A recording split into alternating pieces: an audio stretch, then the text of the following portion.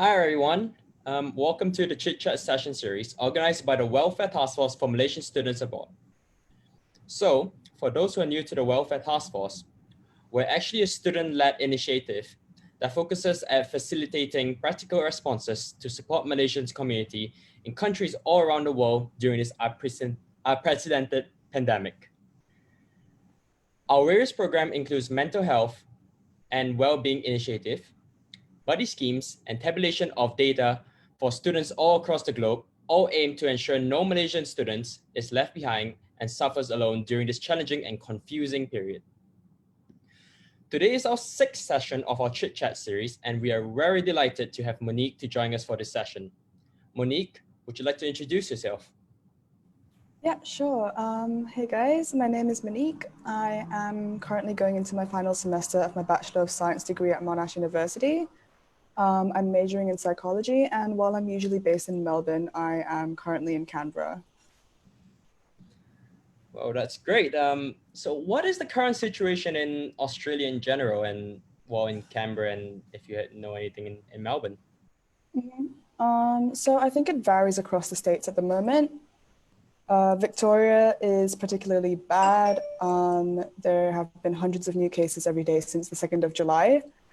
So since then, they have declared a state of disaster and the government has brought us into stage 4 restrictions. They're saying that this will probably go on until the 13th of September.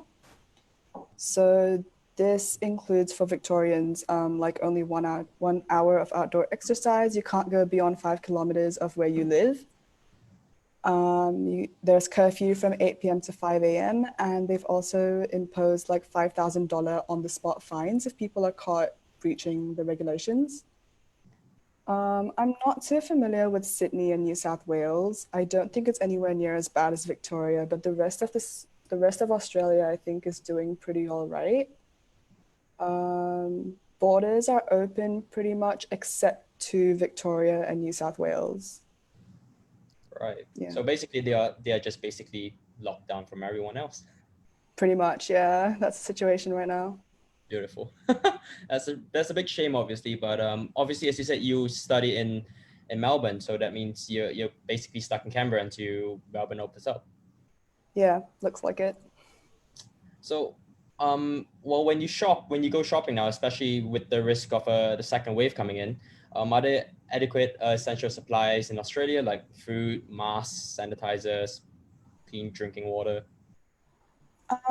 Yeah, so as far as I've seen in Canberra, it's pretty calm, no panic buying. Occasionally we do not, we're not able to find things like hand soap, but it's not as bad as the first time around. I think the first wave was really, really bad. We were seeing a lot of videos of people fighting over toilet paper. Yeah. So that was fun. But I spoke to some friends who are in Melbourne, and they did say that despite the second wave, there are enough food, sanitizers, masks, and things like that. And I think that has a lot to do with how the supermarkets like Coles and Woolies, they kind of tried to prevent panic buying by reinstating purchase limits. And they did this early on enough to prevent panic buying and shortages of toilet paper and things like that. Right. So Yeah. you can easily get masks in Australia. Yeah, it is a bit pricey, to be honest, compared to Malaysia, but yeah, you can get them. All right, that's pretty good. I mean, you Yeah. heard a lot of countries that you can bet you get masks, so I mean, it's good to have at least something. Yeah, that's true. And again, since with the risk of second wave coming in, do you feel worried that you're currently in Australia, or do you feel that you're fine? I would have loved to be able to go home over the winter break, but that unfortunately wasn't possible. Am I worried? I think it's 50-50 in the sense that, I'm worried for the safety of people, obviously. And I think Victoria's case just goes to show how serious the coronavirus really is. It's been a really big wake-up call because about a few months ago, I remember looking at the Australian statistics and there were something like 3 active cases in Victoria and I think 2 in New South Wales. So that was 5 active cases in the whole of Australia. And that was it. And then it suddenly like skyrocketed about a month back. And I remember seeing photos of people at restaurants and out and about who weren't wearing masks and not social distancing. So I think people took it too easy and they took it for granted. But at the same time, I think I have hope that the government and the general public will be able to, I guess, they'll be smart enough to not make the same mistake twice. Does that make Right. sense?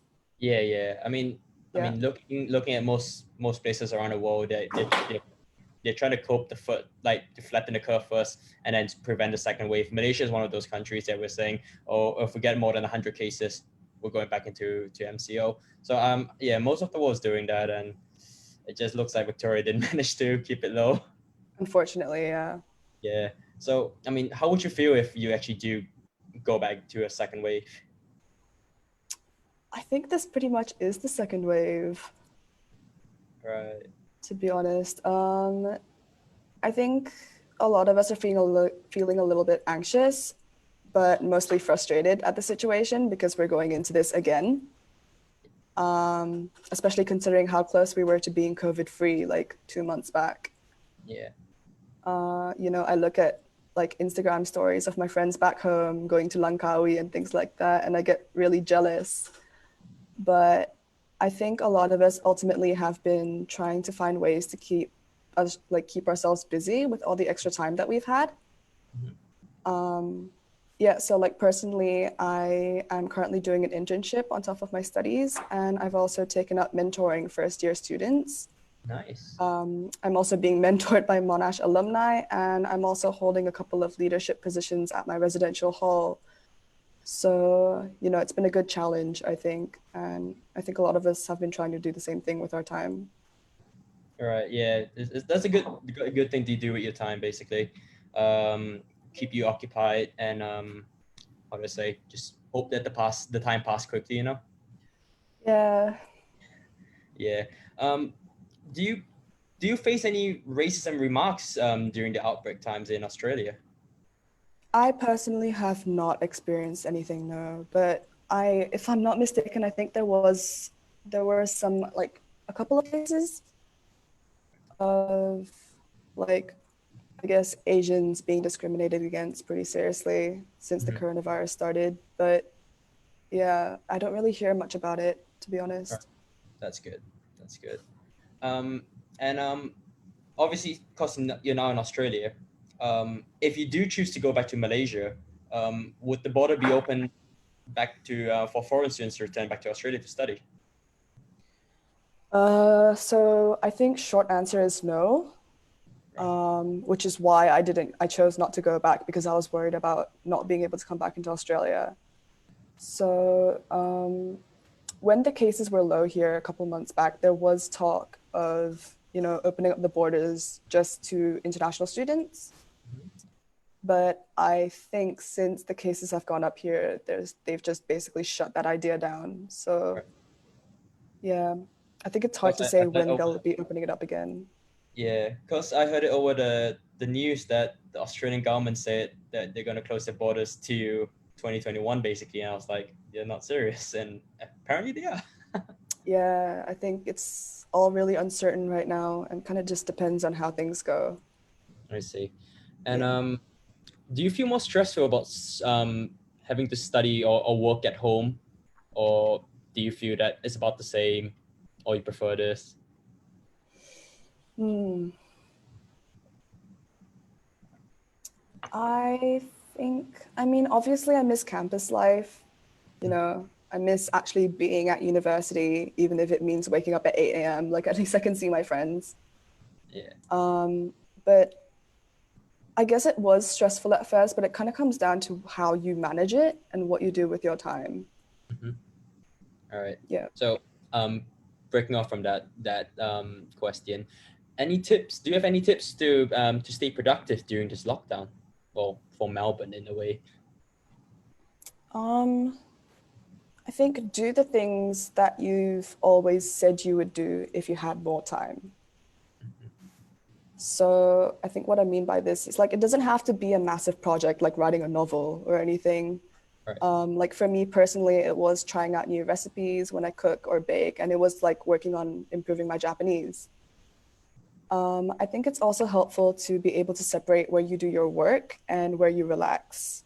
Right. But I understand that it's not possible for everyone to do this. Like I myself can't do it because I'm confined in this small space. But if you can, I think that's really helpful because I think it makes it easier for you to be able to get into the zone when you do have to do work. I think another thing is knowing how to manage your time. I think that's super helpful. Having a schedule and a to-do list, I think helps you hold yourself accountable. And I think the last thing is to try and keep in constant contact with family and friends, because I think a lot of us didn't realize how important physical human interaction is until it was taken away from us. Right. Yeah, that's Yeah. true. Can you get any external supports from the university or from local Malaysian societies? And how supported do you feel in Australia at the moment? I'm not too familiar with any Malaysian societies, to be honest, but the university has been quite supportive, I guess, in a way. They've been keeping us updated a lot through emails as like restrictions are updated and things like that, you know, that like keep in contact with us. But yeah, they're always telling us about any like resources and services that they offer, like 24/7 counseling that's free to students and things like that. Student bodies have been really, really helpful and supportive of us at these times. They've been advocating for us and things like that. So yeah, I would say that I do feel quite supported right now. That's good. At least there's something. Yeah. And how can you get tested if there's a need for you to get tested? Like if you feel sick or you think you have the virus, is there any way to get tested in Australia? Yeah, I think most clinics, if you go, I think there's a hotline number actually as well. If you Right. just call them and let them know that you're having these symptoms, I think they'll come and like help you out. I know that at Monash, there's a clinic and you can get tested there over the weekends, I think. Yeah. Right. Okay, that's interesting. Um, so yeah, do you have any last advice to tell to everybody watching this chit chat session? Honestly, wear a mask, wash your hands, sanitize.